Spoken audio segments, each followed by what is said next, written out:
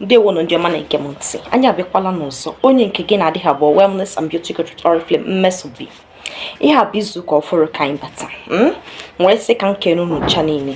N'ezi mbọ unu na-agba wee na-asị onye ọbụla nke onye ọbụla na-eme ya ma gịnị ya jisi ike obi adakwana gị mba.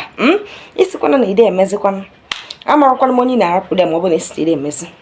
Ọkazi mmetu a mba nọ ihe akawa arụ fụ na ime gịnị na-ejisiri ike maka na gịnị mee nke dị n'iru ka ị na-alti ife anyị na-ekwu n'otu aka ahụ kwazi ka m na-esikwa ka nchetakwere unu ncha niile n'ihe ọbụla gbasara skin cares, novelties, fragrances, Oriflame anyị zuru ka eme bịa zụta ya n'aka m n'ụbọchị nke tata gbuo ịnọ gị n'akụkụ ọbịa stọkwa ya nyana ka ị na-anụ megịnị nwanne gị asọrọ na ụkarị megịnị ya ka ala ibe ya ọgwụkwa nkọrọ m n'ọnụ ka anyị jebegodin maka na gịnị mee iji ka dị anya ngwa ka emesịanụ onye nke gị na-adịrị abụọ Wellness and Beauty Coach with Oriflame mmesobi.